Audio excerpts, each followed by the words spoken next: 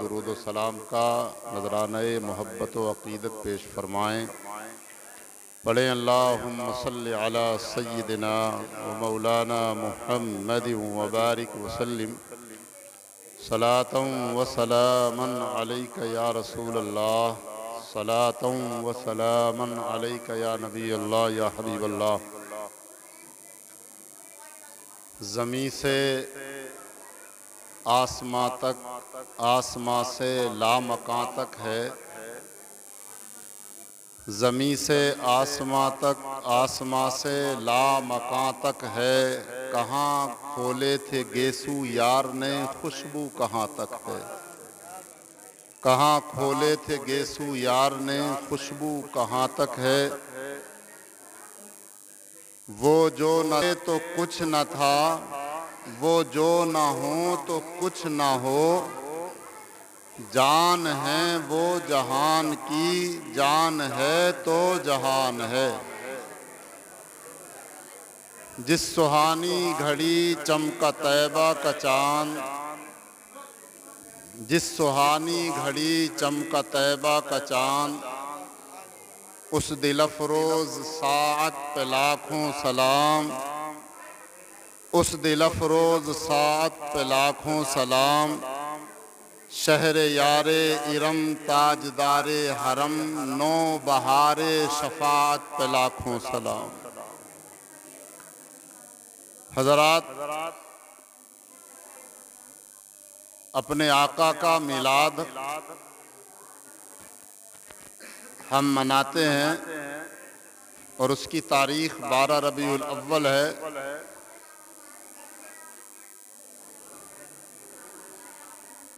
میں ساری باتوں کو نظر انداز کرتے ہوئے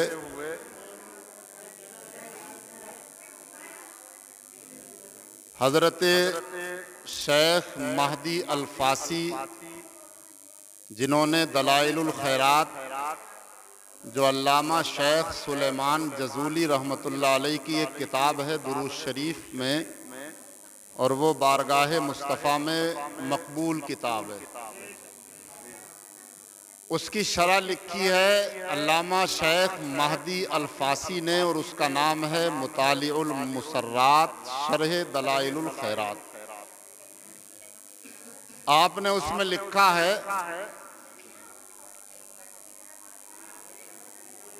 کہ جس کے سامنے میرے نبی کا ذکر کیا جائے اور اس کے سینے میں ٹھنڈ نہ پڑے تو اس کے سینے میں دھڑکنے والا دل کسی مومن کا دل نہیں ہو سکتا۔ جس کے سامنے میرے حضور کا ذکر ہو اور میرے نبی کے ذکر کو سن کر اس کے سینے میں ٹھنڈ نہ پڑے تو اس کے سینے میں دھڑکنے والا دل کسی مومن کا دل نہیں ہو سکتا۔ شیخ مہدی الفاسی نے 8ویں صدی ہجری میں یہ بات کہی تھی، آج تقریباً 750 سال ہو گئے۔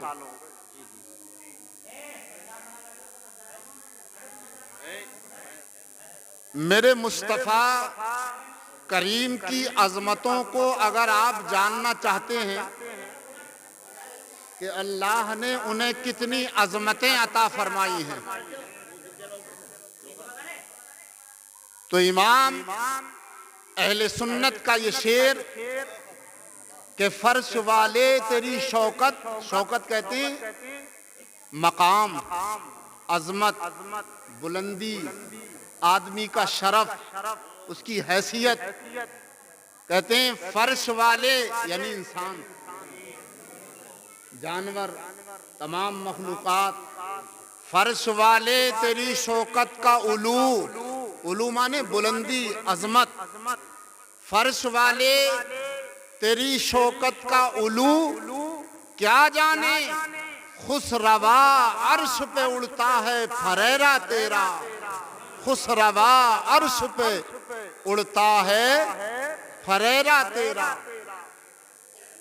میں ایک بات آپ کو بتاؤں کہ میرے مصطفیٰ کی عظمتیں کیا ہیں، خدا کی عظمتیں کیا ہیں، محمد مصطفیٰ جانے اور مقام مصطفیٰ کیا ہے محمد کا خدا جانے صلی اللہ علیہ وسلم۔ حضرت حسن رفاعی، اور یہ بات لکھی کہاں ہے؟ بیٹھو میاں، میں ذرا علمی تقریر کروں گا، تھوڑا سا فیض آپ کو بھی ملے گا چاہیے۔ النبراس کا نام آپ نے سنا ہے، جو لوگ پڑھے لکھے ہیں وہ جانتے ہیں۔ یہ شرح عقائد کی شرح ہے جو سابعہ جماعت میں پڑھائی جاتی ہے، شرح عقائد، اور ایک ہی کتاب عقائد کی ہمارے یہاں پورے درس نظامی میں پڑھائی جاتی ہے، شرح عقائد اس کا نام ہے۔ اس کی شرح لکھی ہے عربی زبان میں علامہ عبدالعزیز فرہاروی نے۔ میرے پاس دونوں نسخے اس کے ہیں، باہر ودیشی نسخہ بھی ہے اور انڈیا کا بھی ہے عربی۔ تو معراج کے بیان میں ایک بات لکھی انہوں نے، خاموش ہو جاؤ بچوں، خاموش ہو جاؤ بیٹے، دیکھو خاموش ہو جاؤ۔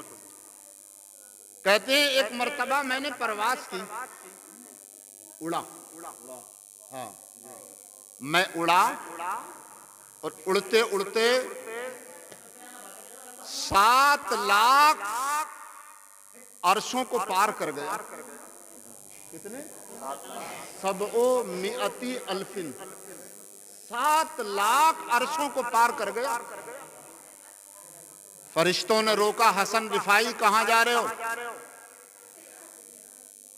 تو کہا میرا ارادہ اس عرش پہ جانے کا ہے جہاں میرے محبوب کے قدم گئے تھے۔ کیا فرمایا؟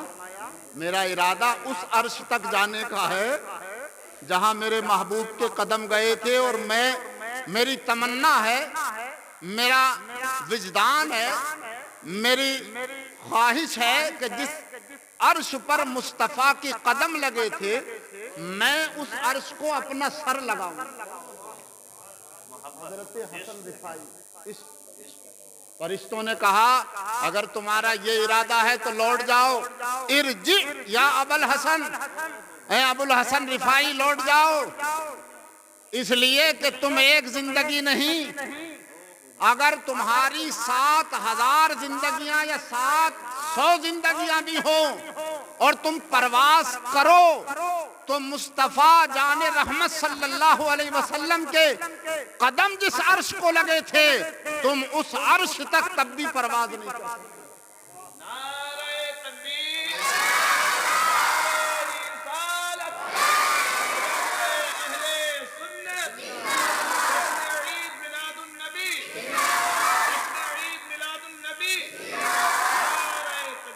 فرش والے تیری شوکت کا علو کیا جانے، خسروا عرش پہ اڑتا ہے پھریرا تیرا۔ اور میرے امام ایک جگہ ارشاد فرماتے ہیں کہ فرش پہ تازہ چھیڑ چھاڑ، عرش پہ طرفہ دھوم دھام، فرش پہ تازہ چھیڑ چھاڑ، عرش پہ طرفہ دھوم دھام، اور کان جدھر لگائیے تیری ہی داستان، کان جدھر لگائیے تیری ہی داستان ہے، کان جدھر لگائیے تیری ہی داستان ہے۔ اسی لیے تو فرماتے ہیں سرور کہوں کہ مالک ہو، مولا کہوں تجھے، باغ خلیل کا گلے زیبا کہوں تجھے، لیکن رضا نے ختم سخن اس پہ کر دیا، خالق کا بندہ خلق کا آقا کہوں تجھے۔ سمجھ رہے ہیں؟ جو میلاد ہم مناتے ہیں، آج میں ایک ایسا واقعہ سناؤں گا، یا تو آپ نے ابھی تک سنا نہیں ہوگا یا سنا ہو تو اسے تازہ کر لیں۔ سیرت اور تاریخ کی کتابوں میں اس واقعے کو لکھا گیا ہے۔ ولادت مصطفیٰ سے 1000 سال پہلے اسلام کی تاریخ کا یہ بھی عجیب واقعہ جسے آپ سنیں گے تو آپ کے ایمان میں تازگی پیدا ہوگی۔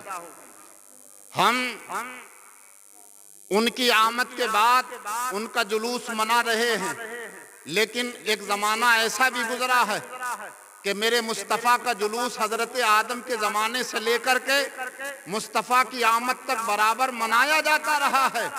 حضرت آدم کا جلوس قرآن نے بیان کیا، حضرت نوح کا جلوس قرآن نے بیان کیا، حضرت عیسیٰ کا جلوس قرآن نے بیان کیا، حضرت موسیٰ کا جلوس قرآن نے بیان کیا۔ کیوں؟ اسی لیے کہ حضرات امام اہل سنت مجدد دین و ملت شاہ امام احمد رضا فرماتے ہیں انبیاء سے کروں عرض کیوں مالکو کیا نبی ہے تمہارا ہمارا نبی خلق سے اولیاء اولیاء سے رسول اور رسولوں سے اعلیٰ ہمارا نبی قرن و بدلی رسولوں کی ہوتی رہی چاند بدلی کا نکلا ہمارا نبی کون دیتا ہے دینے کو منہ چاہیے دینے والا ہے سچا ہمارا دینے والا ہے سچا ہمارا نبی۔ تو ایک زمانہ تھا کہ حضرت آدم نے میلاد مصطفیٰ پڑھا، لیکن میں میرے مصطفیٰ کی آمد سے 1000 سال پہلے ایک بادشاہ تھا جس کا نام تھا ملک طب اول حمیری اس کو کہا جاتا تھا۔ یہ یمن کا بادشاہ تھا، بڑی شان و شوکت کا مالک تھا، بڑی ہیبت اور دبدبہ اس کا قائم تھا۔ 1,33,000 سوار فوج تھی اس کے پاس، 1,13,000 پیادہ فوج تھی اس کے پاس۔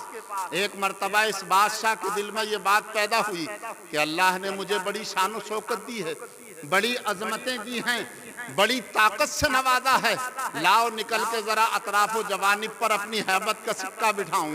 وہ جب نکلا تو پوری شان و شوکت کے ساتھ نکلا، اطراف کو فتح کرتا ہوا مکہ تک پہنچا۔ مکہ المکرمہ پر اس نے جناب والا جب حملے کا ارادہ کیا اور اس نے اپنی فوج کو آرڈر دیا، حکم دیا کہ مکے پر کعبے پر حملہ کرو، مکے پر حملہ کرو، تو جیسے ہی اس نے حکم دیا اس کے پیٹ میں درد شروع ہو گیا، طبیعت اس کی خراب ہو گئی۔ طبیبوں کو بلایا گیا، طبیبوں نے جناب والا جواب دے دیا۔ اس نے کہا بادشاہ یہ بیماری کوئی زمینی بیماری نہیں ہے جس کا علاج کیا جائے، تم نے کوئی بری نیت کر لی ہے، اپنی اس نیت سے توبہ کر لو، تمہاری بیماری دور ہو جائے گی، تم صحت مند ہو جاؤ۔ ایک بڑے دانا اور زیرک حکیم کو بلایا گیا، اس نے کہا بادشاہ یہ بتائیے آپ کی نیت کیا ہے؟ کہا میری نیت یہ ہے کہ مکے پر حملہ کروں، یہاں کے لوگوں کو بھی اپنی شان و شوکت اور اپنے دبدبے کا جو جناب والا جو ہے جوہر دکھاؤں۔ حکیم نے کہا اگر یہ نیت آپ کی ہے تو آپ اس نیت سے باز آ جائیں، آپ اس نیت سے باز آ جائیں، اس لیے کہ اس گھر کی حفاظت کا ذمہ کسی انسان کا نہیں ہے، اس گھر کی حفاظت کا ذمہ اللہ رب العزت کا ہے۔ آپ توبہ جب تک نہیں کریں گے آپ کی بیماری ختم نہیں ہوگی۔ بادشاہ نے اس حکیم کو اور اپنے چند وزیروں کو گواہ بنا کر توبہ کی، یا اللہ میں توبہ کرتا ہوں، میں آج کے بعد تیرے گھر پہ یا تیرے گھر جس شہر میں تیرا گھر آباد ہے اس شہر پر حملہ نہیں کروں گا۔ وہ وہاں سے چل دیا، چلتے چلتے یثرب یعنی مدینہ پہنچا۔ مدینے والوں پر جناب والا اس نے گھیرا تنگ کر دیا، حملے کا ارادہ کیا۔ اللہ اکبر کبیرہ، مدینے میں اس زمانے میں یہودی آباد تھے۔ کون تھے؟ یہودیوں کی آبادی تھی اس زمانے میں مدینے میں، اور وہ اب بات آگے کھلے گی آ کر۔ جب جناب والا بادشاہ نے حملہ کرنے کا ارادہ کیا تو بادشاہ نے اپنی فوج جب لگائی، رات گزر گئی، دن گزر گیا، سنگ باری ہوتی رہی۔ ایک دن بادشاہ جب نکلا اپنی فوج میں اور اس نے جناب والا قلعے کا محاصرہ دیکھنے کے لیے، وہ جب باہر نکلا تو اس نے دیکھا کہ ایک جگہ کھجور کی گٹلیاں پڑی ہوئی ہیں۔ اس نے اپنے فوجیوں سے پوچھا کہ کھجور کی گٹلیاں کہاں سے آئی ہیں؟ تو انہوں نے کہا جس شہر کا ہم نے محاصرہ کیا ہے اس شہر والے لوگ روزانہ رات کے وقت میں کھجوروں کی بوریاں ہم پر ہمارے پاس پھینک دیتے ہیں، ہم ان کھجوروں کو کھاتے ہیں، تو یہ انہی کی گٹلیاں ہیں۔ بادشاہ حیران ہو گیا کہ جس شہر کا میں نے محاصرہ کیا ہے، جس شہر کو میں تنگ کر رہا ہوں، شہر والے لوگوں کو میں جناب والا مارنے کی تلاش میں ہوں، وہی شہر والے میری فوج کی مہمان نوازی کر رہے ہیں۔ اس نے اپنے بڑے وزیروں کو اکٹھا کیا، اس نے کہا شہر کے لوگوں سے رابطہ کرو کہ یہ اتنے مہمان نواز کیوں ہیں، اتنی مہمانوں کی مہمان نوازی کہ جو ان کا دشمن ہے اس کی بھی مہمان نوازی کر رہے ہیں۔ بادشاہ نے جب جناب اپنے وزیروں کو آگے کیا، ادھر سے جو معزز لوگ تھے وہ نکل کے آئے، اور نکل کے آنے کے بعد انہوں نے کہا بھئی یہ بتاؤ ہم تو تم سے لڑنے کے لیے آئے ہیں، ہم تو تمہارے اوپر سنگباری کر رہے ہیں مگر پلٹ میں تم ہمارے لیے کھجوروں کی بوریاں دیتے ہو، اس کا سبب کیا ہے؟ تو اس نے کہا کہ ہم یہاں پر کوئی کہیں سے آ کر آباد ہوا، کوئی کہیں سے آ کر آباد ہوا ہے۔ کس لیے آباد ہوئے ہو؟ کہ اس لیے آباد ہوئے ہیں کہ ہم نے اپنی توریت میں اپنے بڑوں سے یہ سنا ہے، اپنی کتاب میں پڑھا ہے کہ یہاں آخری نبی تشریف لائیں گے اور یہ زمین ان کے قدموں کو چومے گی، تو ممکن ہے کہ ہم یہاں مریں اور ہماری قبریں بنیں، تو جب مصطفیٰ ان گلیوں میں چلیں تو ان کے قدموں سے جو خاک اڑے وہ ہماری قبروں پر گرے، تو کم سے کم اس خاک کی سعادت سے اللہ تبارک و تعالی ہمیں بلندی اور عظمت عطا فرمائے۔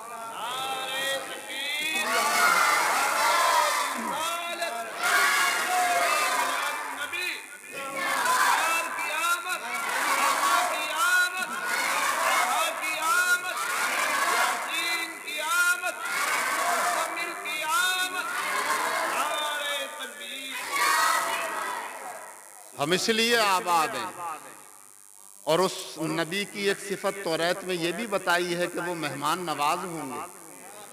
تو کیا ہوں گے؟ مہمان نواز ہوں گے۔ تو ہم نے ابھی سے اس صفت کو اپنا لیا ہے کہ جب ہم اس نبی کا انتظار کر رہے ہیں تو ابھی وہ آئے نہیں ہیں، لیکن ان کی صفتیں اور ان کی خصلتیں تو ہمارے اندر آنا چاہیے۔ وہ مہمان نواز ہوں گے، اس لیے جو بھی آتا ہے، ہمارا دوست ہو یا دشمن ہو، ہم اس کی مہمان نوازی کرتے ہیں۔ وہ مہمان نواز ہوں گے۔ اللہ اکبر کبیرہ۔ بادشاہ نے جب یہ سنا تو وہ حیران رہ گیا۔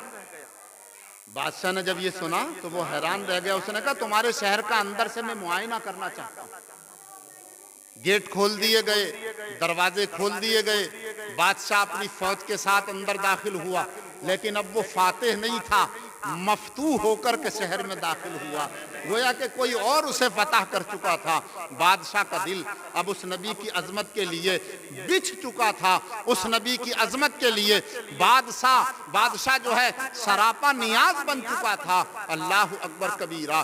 بادشاہ گھوما اور پھرا، پورے شہر کا معائنہ کیا، اور اس نے جو اس کی فوج میں 400 علماء تھے،